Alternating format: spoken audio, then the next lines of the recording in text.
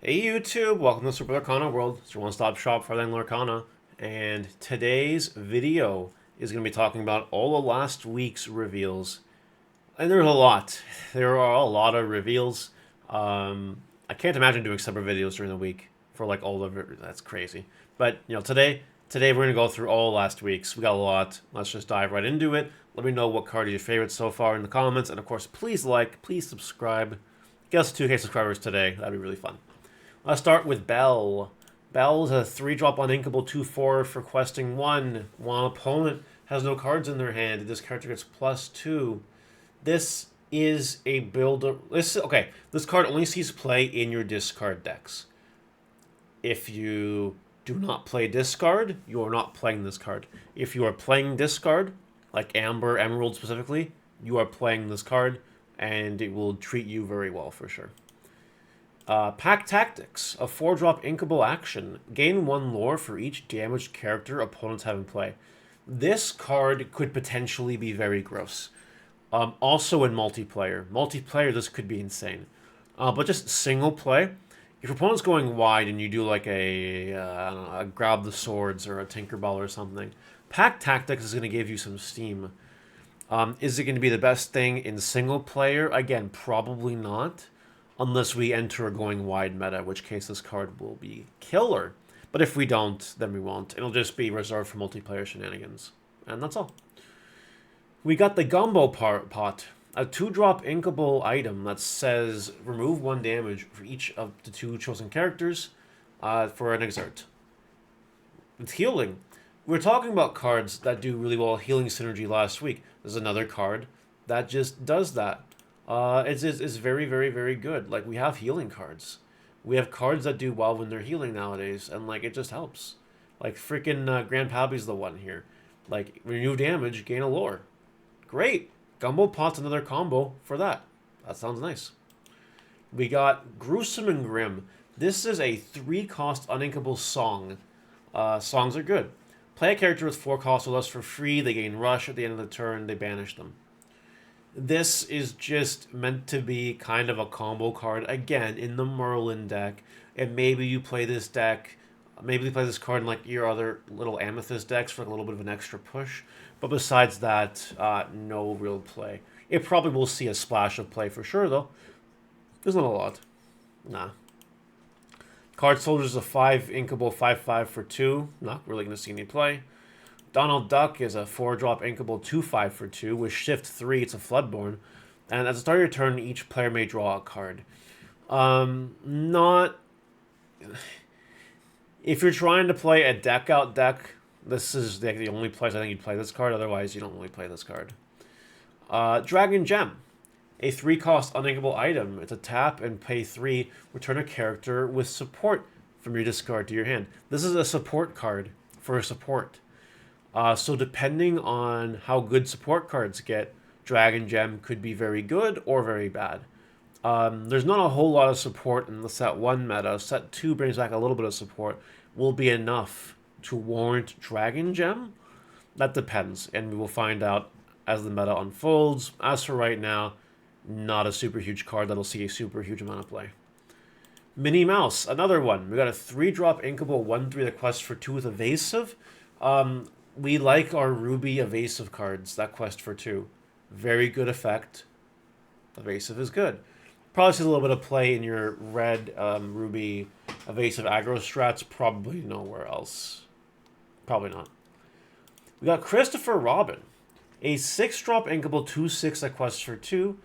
Whenever you ready this character, if you have 2 or more other characters in play, gain 2 lore. I think that this card is a worse Surfing Stitch. And that sounds weird, but I'd rather draw the 2 cards than have the 2 lore, because if you try to set this up, it has to be, first of all, tapped and exerted. Second of all, it requires having all multiple characters on the board. So if an opponent deals with your characters, then this card is useless. I don't really think it's going to see any major play. This Amber card, though, the World's Greatest Criminal Mind, a 3-cost inkable song that banishes a chosen character with 5 power or more. This will see play. This is a good card. This is decent removal for Amber. Yeah, sure, it's only top end, but that's fine. Great. There's a lot of cards in the game that have 5 power or more. It can't get rid of certain things that are annoying, like, Big Elsa or whatever. But, like, this gets rid of a lot of problem cards. So I think it will see play. Absolutely. Without a doubt. Then we got Sisu, a Divine Water Dragon, a 4-drop uninkable 2/4 quest for 2. Whenever this character quests, look at the top 2 cards of your deck. You may put one into your hand. Put the rest on the bottom. This is a sleight of hand whenever you quest. It will see play. It's nothing amazing, but like it's a good card, and it will see play because it's a non-stop sleight of hand. And if you can like find ways to keep it alive, even better. Do it every turn. All right, we've went over Rapunzel, Pinocchio, 4 dozen eggs. They're commons. We'll skip them. We know what they do. Legend of the Sword in the Stone is a 2-cost inkable song. Chosen character gets Challenger 3 this turn. It may see play here and there as a one-of, but nothing else. A little surprise attack. Nothing crazy besides that. Nah. Queen of Hearts, a 2-drop, inkable, 2/2, questing for 1 with Rush. Not bad. It answers the turn 1 Lilo Maleficence very well. That's what this card does. Besides that, unless you're going to play some kind of Floodborn Queen of Hearts on top of it, probably won't see play. We have Flaversham, the Toy Maker. It's a 4-drop inkable 1/6 that quests for 1. When you play this character, whenever he quests, you may banish chosen item of yours to draw 2 cards. This is very interesting. I'm unsure how I feel about this card. In the Maurice decks, seems very good. You often have a lot of items. You don't need all those items sometimes. And this gives you a payoff for getting rid of your items to draw more cards, maybe more items. To get you to draw more cards and whatever.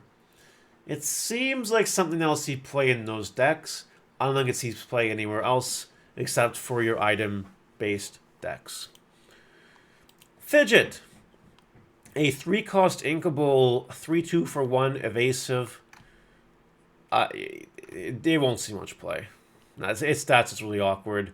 3/2 is nice. Evasive is cool. Besides a tiny amount of play, I don't think it's going to be too crazy. We got another 5-drop 5/5 for 2. Nothing good. A Cheshire Cat that has 2 3/2 for 1. It can trade with the other Cheshire Cat. That's nice. Besides that, nah, I don't think so. We got Yzma, a 3-drop inkable 3/4 for 1. Nothing crazy. Probably not going to see any play. Falling Down the Rabbit Hole. This is a 4-drop uninkable action that reads each player chooses one of their characters and puts it in their ink while face down and exerted. I am unsure how I feel.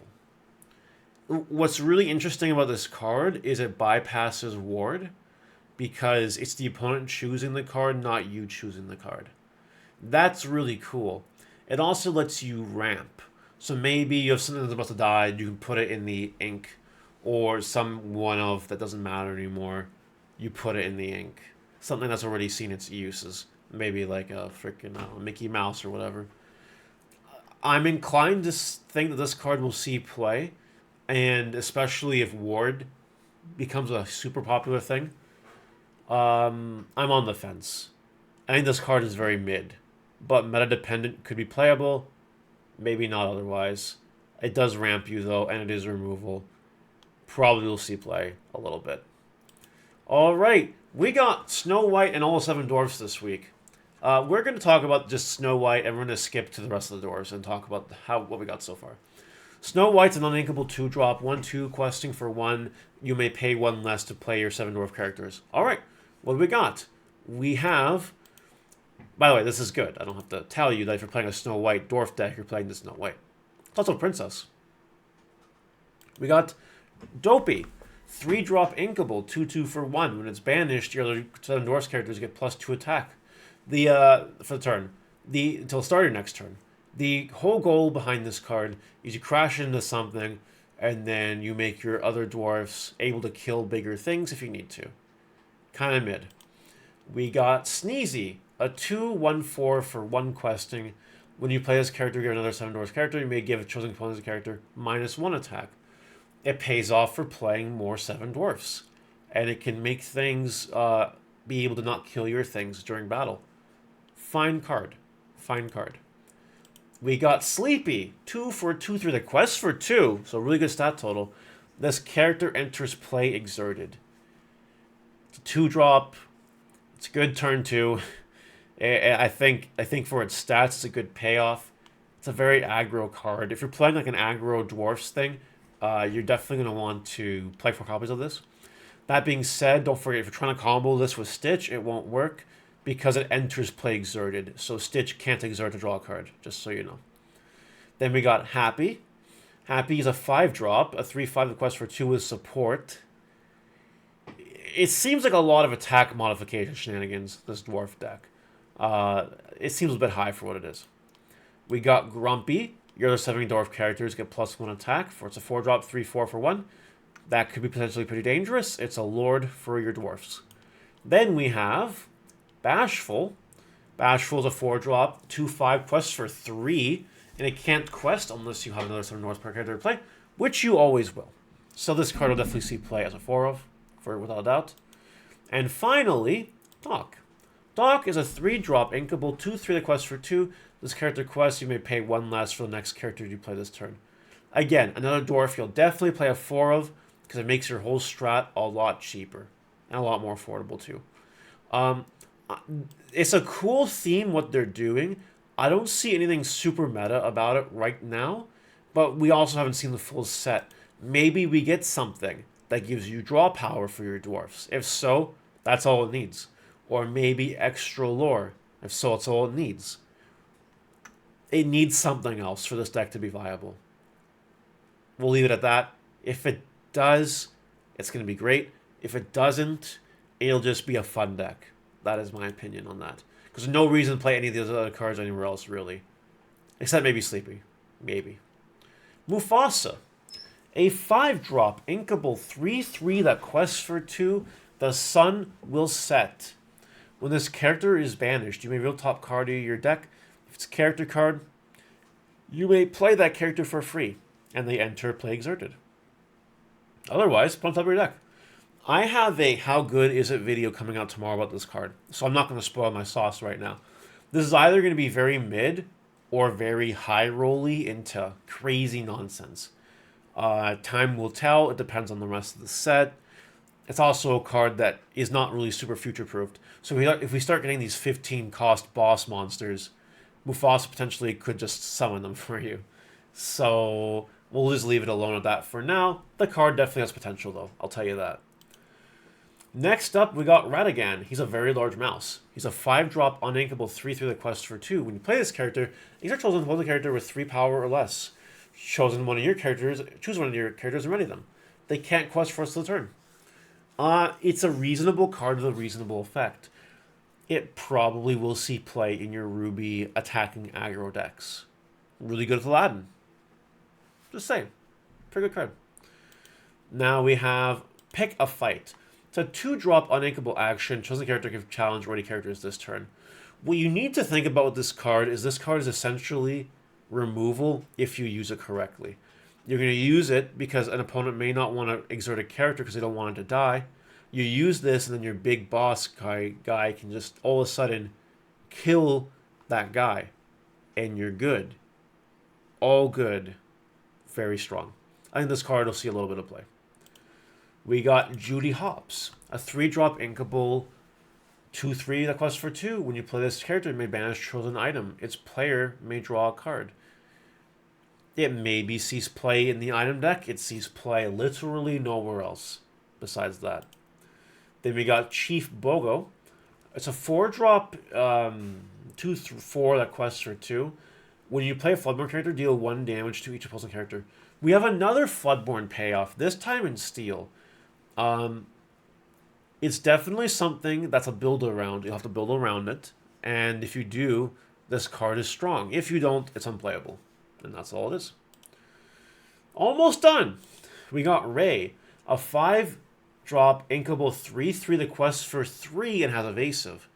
I like Cusco more personally than this. Maybe this sees a scratch of play. in your Emerald decks. Besides that, I don't think so. We got Shuriken, a 3-drop inkable, 3/3 that quests for 1.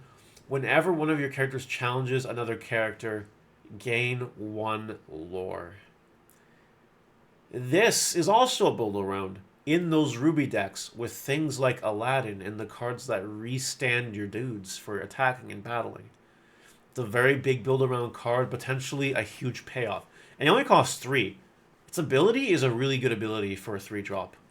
I think it sees play. I think we see decks that are built around, or decks that include this card or build around this card. I think it's good. Lastly, we got Honest John, a 3-drop uninkable 2/3 that quests for 1. Whenever you play a Floodborn character, each opponent loses a lore. This is another Floodborn character, build around, same thing. If you build around it, it's playable. If you don't build around it, it is not playable. Alright. And that's it. That's it for last week's reviews. The set is almost out. It's a couple weeks away. We will know the rest of the set very, very, very soon. What do you guys think? Let me know in the comments, and I will see you guys later. Goodbye.